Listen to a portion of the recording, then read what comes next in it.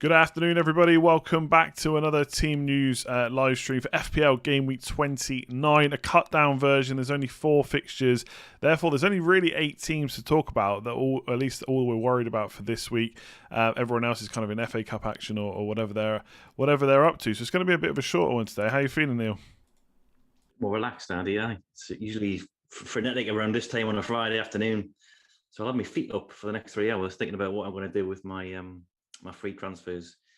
Don't tell David that, by the way. He thinks I'm waiting for the rest of the afternoon. But yeah, I'll rattle through the 8 teams we've got. We actually heard from all managers. Some more helpful than others, and some press conferences were in the form of a post-Europa League conference call. So not entirely helpful updates, as we'll discuss in a second. Yeah, it actually feels, although there's less fixtures, it actually feels like there's way more kind of updates we're looking for than normal. Crazy amount of players just all got injured at the same time last week. So, yeah, and I feel like I own half of them as well. So we'll talk about them in just a second. Just before we jump into it, we are partnered with Fanteam. Their Game Week 29 main event as a €20,000 prize pool. I think it's €2,000 to the winner, and it's a pursuit-style game. I've got a link to an article that I think Neale wrote in the description below that will tell you more about it. But essentially, some players start on plus points, some start on minus points, and obviously then you have to choose whether the ones with less points can catch up, etc. Right? It's a pursuit. So if you want to check that out, link in the description below. It is 18 plus. It is gambling, so you should be gamble aware. There's links to that in the description as well. But if you want to give it a go, just click that link, and you've just got to pick 7 players across the four matches that are playing this week. Okay. We're going to talk about the team news for those games, which is definitely going to be key in any picks that you're making for any fantasy game this week. We'll start off with Spurs. So all of us have planned for this great Spurs run and Newcastle, and then Son goes and comes off last week. And Mourinho was kind of like, originally there was one quote, and it felt like later on in the afternoon another quote came out about him, and he didn't play last night, so it's not looking good. What's the last thing we've heard about Son? Well, this is what I alluded to in the introduction, where the sort of Aston Villa press conference, or what passed for the press conference for Aston Villa game, it didn't really mention anything in the way of team news. So obviously Spurs were in action last night in that ill-fated Europa League tie. The talk after the match was predictably dominated by that loss and how Mourinho felt, and about the season to come and what the prospects are for Spurs. And there was very, very little in the way of team news. In fact, nothing in the way of team news. So the last we heard on Son was before Spurs jetted off to Croatia, which was on Wednesday, I think. It went the night before. And then Mourinho said that he was very doubtful for this game. Now, that was a quote given to the club media. We haven't actually seen that on camera. Earlier in the day, he'd been given his pre-Europa League press conference, and he'd said that he didn't know, he had no chance for the Dynamo Zagreb game. And he said we talked about the national team call-up, he's been called up by South Korea, and it was more a response to that. And it was if he's injured for his club, then there's no chance of him representing South Korea over the international break. They've got a friend in Japan, I believe. So the last comment we had from Mourinho on Son, on his fitness anyway, was that he was very doubtful. Allied to that, now of course we've heard this before. We've had smoke screens from Mourinho before, most notably with Son ahead of Game Week 4. Very, very similar comments. It happened just before an international break as well. So you take stuff with a pinch of salt. I think the difference this time is that he really doesn't want them to go away. I think given the current climate and the fact that it is just a friendly in Japan. I think South Korea were playing in Europe last time. I might be wrong. I think they were playing in on the continent in September, whenever the Game Week 4 was. So maybe this time he's not wanting them to jet further afield. So that would probably lead me to think he isn't going to play him this weekend, and then he has an adequate excuse to pull him out of international duty. I mean, I don't know how it works. I don't know if he has to go to the Far East and then get assessed and then fly back if he's not ready, or if he can just do it over the phone or something. But yeah, there's obviously reasons for the fact that he's 25%, even if we have learned from experience not to completely trust everything Mourinho says. I do think there's obviously a bit of skepticism there about what he's coming out with, but I think this time we have to take him at face value. Yeah, I think there's a slight difference. It's a shame we obviously haven't heard from him again, because this is what happened last time. He said one thing and then he said something different later on. And I've actually got the quote that you sent me. So this was for Game Week 4. I think he got chances of featuring. He said, "I don't believe," but then he went on to say that Son's optimistic, and then he ended it with, "I don't want to say he's completely out because maybe he can surprise us." And I remember talking about it with you at the time, and we were kind of like, "I would probably keep actually if we had him," because it just sounded. Yeah. But this time he's pretty much said he's out and he thinks he's doubtful for the. I mean, I guess even saying I feel he's doubtful is a bit like saying there's a chance, right? Yeah. He said he did follow up by saying he thinks he'll need the international break to fully recover. So I just out of like the full disclosure, I am keeping him and I've got him in my team, just out of necessity really, because I'm not going to take more hits to drag more Game Week 29 players in. Spurs have got Newcastle in Game Week 30, so I'm keeping him for that. So I'm playing him. I'm starting him on the off chance that he does feature in my own team, but I'm not expecting anything based on what we've heard this week. Yeah, I'm the same. Although I am considering swapping him to Bale, but that's a whole different story. But I'm the same. I own him, and I might keep him, but I don't think he's going to play. There's obviously other players for Spurs, but I think most of them are okay given what we saw last night. Obviously, Kane's played 120 minutes, but I don't think anyone's expecting him to miss out. Players like Reguilon didn't start last night, neither did Bale. Now, obviously, they played a few more minutes than I'm sure Mourinho ever hoped they would have to. But I assume we're expecting both of them to start next week, do you think? Or this weekend? Certainly Kane. I mean, I guess the one thing about the sort of the glimmer of light with the Sun thing is that all of a sudden, like all the focus is on the Premier League again, and the sort of the till for a top 4 spot. Yes, they've got the Carling Cup final, or EFL Cup final to come later in, I think, is it April? So there is that. But in the meantime, the Premier League's the focus. So does he rush Sun back for this? But in terms of Kane, I played 2 hours. He's one of the few that lasted the duration. He has talked in the past about not playing him every game, Mourinho, but then contradicted that quote by saying the complete opposite, by saying he's one of the first names on the team sheet. I think that was probably more off the back of his last injury. But yeah, Bale lasted an hour, and that's about his limit these days. He tends to be hauled off around the 60, 70-minute mark when he starts. And of course, last night came on, I think, after about an hour, and then went right way through to full time of extra time. So he's basically had one of his full appearances last night, even if he came off the bench in terms of minutes. But of course, they got Lamella out, suspended. Son, we think, is going to be out. So out of necessity, Bale's going to be flogged one last time. Lo Celso's back from injury. He appeared last night. So in terms of injuries, I think they're clear other than Son, unless anything's developed over the last 24 hours. Yep, fair enough. We'll see. Obviously, we've got another Friday deadline tonight, so it's 6:30 again. So we'll have to see if anything else happens to come out before then. If it does, we'll obviously tweet it. But right now, it's not looking great for Son, but we'll keep on checking just in case there's a glimmer of hope. Let's move on to Leeds. So again, another player, I think in a lot of teams, right? Patrick Bamford. He also went off injured last week for just the 1-pointer. He did. I do remember. I was watching that game, and he did try to run it off at the time, so it wasn't something that straight away he had to come off for. And it sounds like he's still having a bit of pain, but we think he's probably going to start.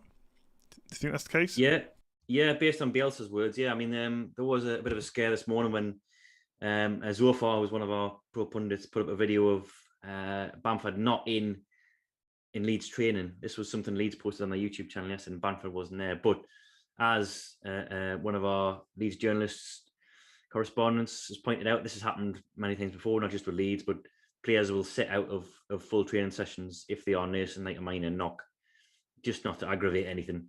And it's not like they're going to lose much in the way of match fitness, because it's just happened last week. So yeah, Bielsa faced the media on, I think it was Wednesday, and he said that we think, yes, he will play on Friday. They've got a knock to the hip, but even though it's painful, it isn't something that he thinks is going to make him miss the game.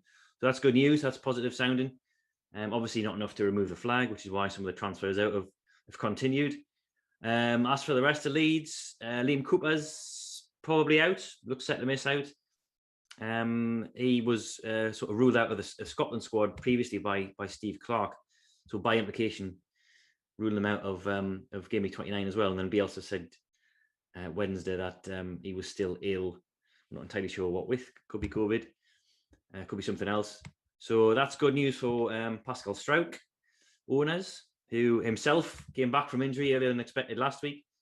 They've got Robin Koch as well, who's been back from a lengthy layoff, but he's barely featured. He played for the under-23s, I think, on Monday.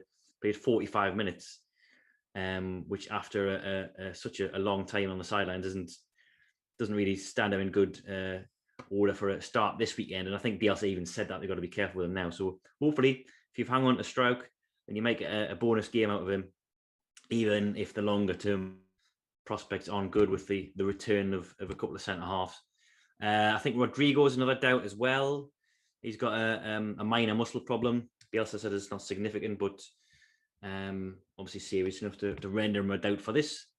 And I think that is it. Yeah, Leeds Davis, who's obviously like a reserve fringe player, is also carrying a minor muscle problem. But the big guns, other than Bamford, are all clear of flags. I bought him on a Football Manager save while I was managing Bristol Rovers. He was great at left back, I think. That's the only reason I know what position he plays, because of Football Manager. Leif Davis is his. You don't have to worry about him for FPL. But yeah, good news on Bamford. Sounds pretty hopeful. I think if you've got him, he's definitely a keep at this point. Let's go on to Aston Villa. So, I mean, again, there's quite a few players here as well. Grealish, obviously, we've been strung along a little bit by Dean Smith, so we'll get an update on him. But also Bertrand Traore, another player that was injured, who probably hasn't been as popular this season, but he is in a few teams. So how are Aston Villa looking? Same old for Grealish. I mean, he's getting there. Every week there's a slightly more positive update from Dean Smith. But still a doubt for this weekend. Smith said he was hopeful that he'd recover in time. He's been back on the grass and he's pain free, which he was last week. But he hasn't even trained with his teammates. And this was Friday morning when Smith was talking to the media. So after, I think it's around about a month he's been out. And if he's not even in full training sessions as of Friday, then it's obviously still a bit of a close call for the weekend. And I think Smith was even kind of alluding to that. He said he was hopeful of it, that he's going to give it to Grealish to make the decision. But then went on to say that I can pretty much guarantee you'll be ready for the Fulham game, which is game week 30 after the international break. So again, might err on the side of caution and leave him another fortnight to recover. Obviously, if it's up to the player, then generally players want to play and they'll rush themselves back. I'm sure it's not quite as simple as that. But yeah, I think he's sorry. Yeah, no, I was just going to say, I think with Grealish, I know this isn't the only thing they're going to be thinking of, and obviously Spurs will be a game they think they can win, but after Fulham, they got some really tough games. Like, they don't want to be without Grealish any longer than they already have been. I feel like if it's any doubt, I mean, obviously he's saying he might ask Jack himself, but yeah, I think surely you give him the international break is basically coming at a good time. I think for a lot of these players that they're going to get an extra 2 weeks off. He's not in the England squad, like players like Saka are, for example. Yeah, so they got some tough games. I feel like why would they risk it? I think we just have to ignore him at this point. Yeah, I agree. And it's been, as I said, it's been the same. It's been on the similar update for 4 weeks now. He originally said that he wasn't going to be out for too long, and then here we are a month later with pretty much a control and copy and paste job for his injury update. So yeah, he's obviously getting a lot closer now. He's back on the grass, and he was on the Alter G last week, the anti-gravity treadmill. So obviously getting there, but those were cautious words, I think, from Smith, even though he said he was hopeful. Traore seems a bit more positive anyway. He came off the rib problem last week against Newcastle. But scans reveal no sort of serious damage, and he's having a pain-killing injection. Should train Saturday, ergo should be involved on Sunday as well. He's actually, I didn't realise this, but I was having a look this morning. He started, I think, 17 of the last 18. Yeah, he's pretty much nailed on that right side, isn't he? Yeah, I know when Grealish has been out, we've expected El Ghazi to be nailed, and it hasn't necessarily happened the last few weeks. But Traore, yeah, he's been... His stats are pretty good as well, like in terms of his goal threat. I think he's an outside shot, a pretty decent player. If you want to go Villa, I think this week just feels like a lot of just you kind of hold and then you hope. Like if you've got Traore, if he's having to have an injection, it's not great, but that is probably more common than we realise. How often players play with injections. So I think again, if you've got him, you just hold him. There's no point in using a transfer on him. How are the rest of Villa looking? Yeah, that's pretty much it. Wesley's back in training, but he's going to have a bounce game over the international break. And I think that's it. Courtney House is another one who's been back in training after a lengthy layoff, but nothing really notable to report from the more popular assets other than Grealish. Good stuff. Let's go to Brighton. Another player of mine, 3 players I had go off early last week, which I was not happy about at all. So Brighton, obviously, lots of people looking for defensive players from here. Dunk, Veltman, I know are quite popular. Dan Burn, for those of us that got on early because he was cheap and we wanted to hold him, and Veltman wasn't really a thing back then. What's the latest on him in particular? And obviously everyone else. But I'm more interested in Burn. It sounds pretty positive for you, yeah. He's obviously came off last week half time with a hamstring tightness, which is never good. You're thinking hamstring, it's usually weeks, even if it is low grade. But sounds more precautionary in nature. And Potter said yesterday that he's responded very well. They think he's going to train today, which is Friday, and then could be available for the weekend. It was a bit of do you think mixed. Do you think could is better than should? I don't even know. No. You think it's should, worse? Should is better. Yeah. Should is like he's expected to. Could is like as a possibility. Of course. Yeah. So yeah, I mean, it still sounds positive. And again, much like you said with Traore, you hold and hope. You don't want to be spending transfers trying to shift him around. I think unless you've got the luxury of an entire 11 already in place, or you're on a free hit, of course. So yeah, he's a possibility to feature. Aaron Connolly's also recovered. He's swifter than expected return, but he's off-field indiscretions, as people have probably seen. Potter's still got to make a decision on that, sort of disciplinary and more than anything else. And then there's just the longer term ones: Lamptey, March, Webster. Webster might be back after the international break, but Lamptey and March, of course, I think are out for the season. So longer term, of course, Veltman and Burn looking very good for those full box spots, depending on the formation. If they are playing a back 4 or wing backs, if we're really lucky, which is what they played last Sunday when Burn went off and they went to a wing back system. Veltman went to centre half, which of course sort of slightly damages his prospects.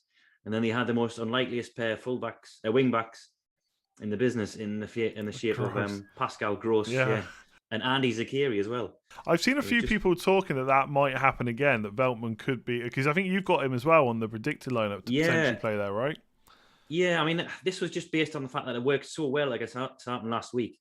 And Burn has played he doesn't seem like the most natural wing backs, but he doesn't seem like the most natural footballer, let alone a wing back. Honestly, yeah. I got to be honest, right? I haven't seen a huge amount of Brighton. It was a few weeks ago now, and I saw Dan Burn.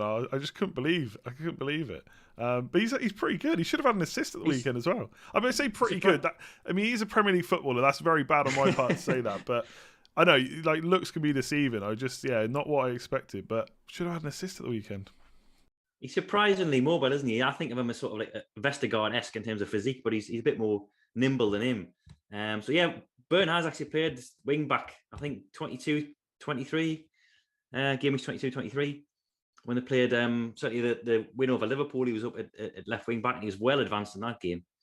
So yeah, it might have been a boon that the fact that Potter's rediscovered the system, and then who knows, he might slot straight back in as the Brighton version of Roberto Carlos or something like that. that would make my day if he starts this weekend after all these injuries, and then he's the one that ends up getting the attack and return. That will be doesn't matter what happens after that, it'll be amazing. But I should just reiterate, the question I asked was about Veltman. So there is a chance he plays centre back. I think most people will agree now. If you've got the money, you just buy Dunk anyway. The reason I went cheap is because I just don't think after 29, if you've not got a wild card, there probably isn't too many weeks you're going to want to play your Brighton defender. The fixtures are not fantastic, so I still think Veltman for a value play is decent. But if you've got the money and it fits, then Dunk still seems to be the best option. But yeah, fingers crossed on Burn. Let's go to Arsenal. So another player kind of missing out. Probably one of the more popular FPL options is Saka. I'm sure some people have been holding him. Some have been looking to bring him in. Still very cheap. And he didn't play last night in the Europa League. He was completely left out. But as I mentioned earlier, he is in the England squad. So do you think there's a good chance of him playing? This is tough to say because earlier in the week, Arteta was quite buoyant about his prospects, said he was much better. And it's become less and less positive as the week's gone on, really. So last night after the game in which he didn't feature, he said they spoke and he wasn't ready to be involved. And then he said, we're going to make a decision for Sunday against West Ham. The end of that sentence was probably one of the more telling points to it, when he said they're going to talk to the doctors of the national team and then decide what to do. So can he realistically play against West Ham and then Arsenal try and pull him out of the England squad? I'm sure people have tried it before. But if Arteta really wants him to have a break, then the tactical thing to do might be just to not risk him this weekend and then try and withdraw him from international duty. So there's obviously a bit of a doubt there.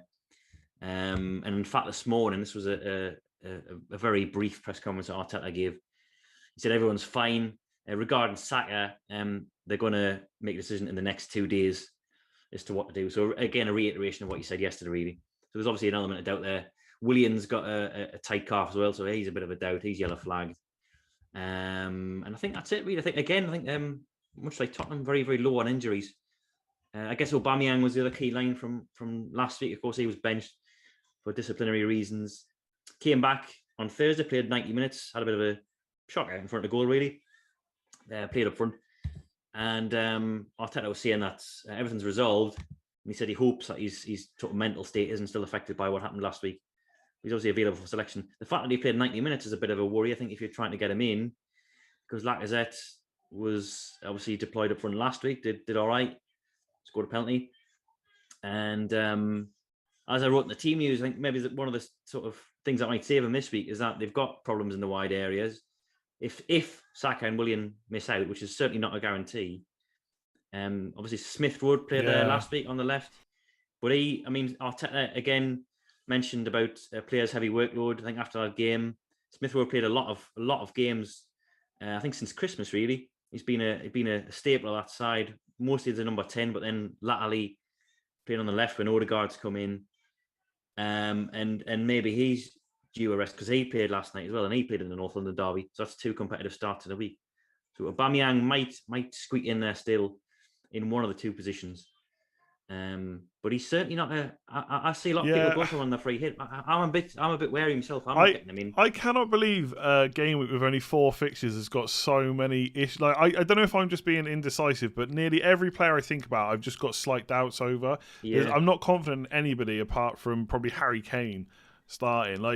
I've looked at, everyone knows, I think at this point, how good Arsenal's fixtures are coming up. And the fact that they play this week, I would look at it, but I just can't be 100% Aubameyang will play. And then it's Liverpool. So even if I wanted him for those good fixtures, there's possibly no reason to do it now.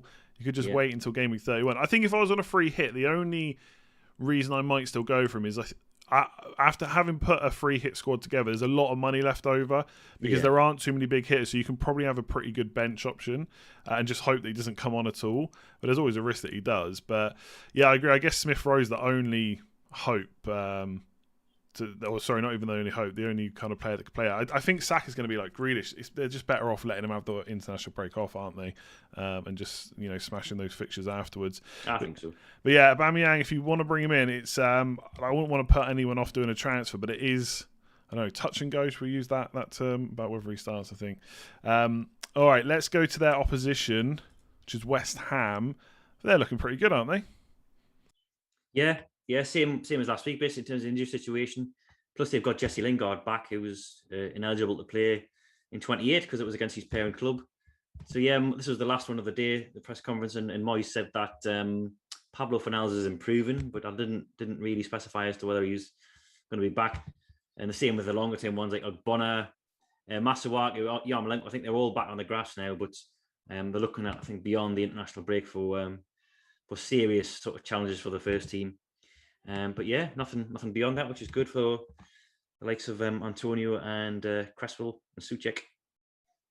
And old Jay Lings, of course, who had a break in game week 28. So nice, obviously happiness with the England call-up as well. I know a lot of people looking at him. I agree. I think players like Masuaku now are going to find it really difficult to get back in. I know the wing-back system worked with him and Cresswell, but I just don't think they need it anymore. They look so good with the back 4. I don't see why he would change it. So yeah, West Ham looking good if you're looking to bring in Lingard, Antonio, etc. Here's a quick question for you: if you had to pick between Sofal and Dawson to bring in this week, who would you go for? Put you on the spot. I always put Neale on the spot. It's, every other show we always have notes. Never in this one. I just put Neale on the spot. I think Dawson. I think Arsenal. Did Arsenal have a record of conceding from set plays for a little while? Everyone seems to have that record, but I don't know. Dawson just they're such a great team for set piece goals. Yeah, West Ham. That's what I'm thinking. Sufal doesn't really do that much. He gets into the odd threatening position. I know I won him the time he had a 1-on-1 and he spurned it.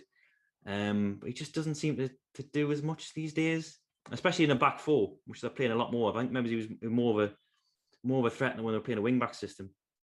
Maybe doesn't get forward as much in a back four.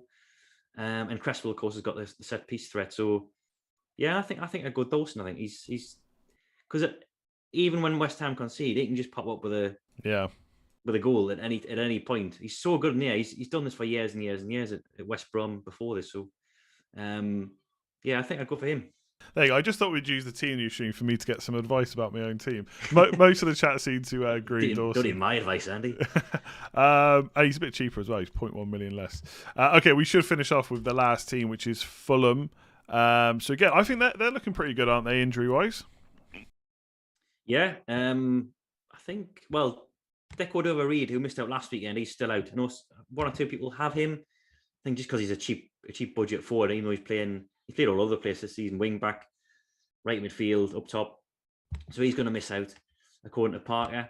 Kearney's still out as well, but he said otherwise they've got an unchanged side for this. They played a Loftus-Cheek as a false nine last week against Man City, but you'd expect one of Josh Meyer or Mitrovic to come in for this. Mitrovic, incidentally, his only goals this season came against Leeds back in Gameweek 2. It was 4-3, wasn't it? Yeah, I think it'll be a lot tighter this time. Yeah, I think it's Mayer, isn't it? Not Madger. I always say Madger. He missed out last week, but was that probably a rest? That was probably a rest, wasn't it? Do you think that was tactical? I think. Yeah, okay. I think Partner went with three sort of industrial midfielders, shall we call them? He usually just plays Reed and Lamina or Reed and Anguissa. He played all three of them last week, obviously to try and stop Man City, and then played Loftus-Cheek as a false nine. So he's clearly his intent last week was to stop Man City rather than attack them. You think he'll definitely play one of his two orthodox strikers this week. The fact that Mitrovic did well against Leeds the first time might enter into his thinking. So again, so you don't even think? Oh my god! Okay. Well, so... no, I do think mine's going to start, but I don't know if Mitrovic is up physically up to playing a full game, especially against like Leeds. You know, Leeds are such a high octane team. Yeah. Can they really carry Mitrovic in a game like that? Even though he could prosper from Leeds' sort of set piece weaknesses. But yeah, I love planting seeds of doubt in people. Yeah, I feel like maybe I'm doing a disservice to Mitrovic, but the way that Fulham are playing right now, it's a lot of movement. It's quite fluid, I would say, is probably the word. Yeah, it's a lot different to what they were like at the start. And Mayer or Madger, I think, just will do that better than Mitrovic. Maybe I've got it wrong. I'm sure Fulham fans can let us know. But yeah, he was one of the players I would definitely punt on this week, I think, if I was on a free hit, if I was going a bit different up front. But now you've even put doubt in my mind. So there you go. Good luck to anyone free hitting this week, because basically no players are fit and no one's available. So it should be a good one. You've got 2 free transfers, is it? Yeah, I do, yeah. I might take a hit for a third. Go on, tell us who they are. Who are you thinking of? I know you're not set in stone. Yeah, Dallas has got to come in for me because I've never owned him this season. I might own him for one game week when he just didn't do anything, and then he's just hauled the rest of the time. Potentially Cresswell as well. I think I'm looking at defensive moves because I've got the likes of Gundogan, Fernandes, and Son, of course, who I don't really want to sell at the moment. Who obviously I'll have to bench now. Calvert-Lewin, I might want to keep as well. I mean, I could shift him out for Antonio, but I kind of want Calvert-Lewin for 30 when they've got Palace. It's a horrible week, honestly. The stuff you're thinking about out loud is exactly the same for me. I got so many attackers I just know I'm going to want back that I don't want to take too many. I don't even want to use I've got free hit. I don't even want to use that either. I think it'll be defensive. I think I've got Robertson and Pereira who can go, really. I think for now, I might get them back on a wild card later, but I could get obviously Dallas in for one of them, and then maybe Cresswell, maybe Dunk. I've already got Veltman. So I think I'm looking at defensive transfers, which is not something you don't normally do heading into a free hit week, but this is where we are with blank game of 29. It's just such a crappy set of games, really, compared to ones of yesteryear that just not really convinced by anybody. Yeah. By the way, Anthony, I'm not sure if did we cover Newcastle in terms of team news? I'm not sure we did. Oh God, did I complete? Oh, I got them next on the list. I've even got them there. Yeah, sorry, I completely skipped over Newcastle. Sorry if I jumped the gun there. If you were going to, no, I wasn't. I completely forgotten. I'll be honest. Well, to be honest, they are a bit of an afterthought. I think I was writing earlier in the week that even Iheanacho, Mount, and Mahrez had got more transfers in this week than any Newcastle player, which just tells you something. And they're all, of course, blanking. So Maximin and Fabian Schär are still out. Better news from Wilson and Almiron. They're both back on the grass. Still sounds like it's going to be after the international break for Wilson. Bruce was saying this morning that it's come at the right time for his rehabilitation. So I'd be surprised if they risk him for this. I seen the training ground photos, I think on Wednesday or Thursday, and he wasn't in the full training. He was on the ground, but he was doing individual work. Almiron's a bit further forward. He has been involved in full training, and Bruce said he's got a chance for this weekend. So that's one of our regular front three back, hopefully, for the Brighton game, because we've missed those three, given that we've got Joelinton up top. Yeah, I'm going to get in the neck if they score, because last week I said that Villa was about as guaranteed a clean sheet as you're going to get, and they conceded. And to be fair, well deserved. It wasn't even like they should have scored way before that, Newcastle. And then I'm saying the same this week. It feels like Brighton is almost guaranteed a clean sheet, but you never know, right? I think you've just got to bet on the most likelihood, and then after that, it's out of your hands, right? So yeah, we'll see if Almiron's back. That's big. Newcastle are actually a bit more of an attacking team these days. They're not like the sort of the five at the back Benitez team. We actually do have a goal in this new system. We've got this diamond formation. It's just we've got no one to finish the chances off at the minute. Wilson out. Joelinton keeps getting loads of chances and just spooning them. And that's why Brighton are obviously good clean sheet prospects. It's not that we're not getting chances, it's that we've got no one to put them in other than Lascelles. Well, if Dan Burn doesn't start, I'll be a Newcastle supporter for the day, because I dread to think the effective ownership of Brighton defenders this week. But yeah, we'll see how it goes. Obviously, if there is any more update, I don't think we're going to get much now before the 6:30 deadline. Obviously, embargo stuff's not even going to matter this week. But if we do, we'll tweet out on FF Scout, and there'll be the team news article as well up on the site. And obviously, the predicted lineups under the team news section on the top tab of the website as well. That will be updated with anything major we get. But I think at this point, what you've heard is what you're going to get. So for a lot of players, it's probably just hold and avoid bringing them in, and just then cross your fingers and hope for the best, I think. Neale, thank you for joining me as always. Thanks, Andy. Yeah, we still managed to talk for half an hour, despite there only being 8 teams and actually. Yeah, well, that's what I'm saying. Like sometimes it's like we go through 20 teams. There's not much happening. This week it feels like every team has got a slight doubt, or and obviously everything's a bit bigger because there's not as you can't use your bench because there is no bench. So yeah, it was a big one. Hopefully it was helpful. If it was, give it a like, hit subscribe. We won't be back next week. It's international break, but we'll be back the week after to find out how decimated our teams are from international break injuries. But yeah.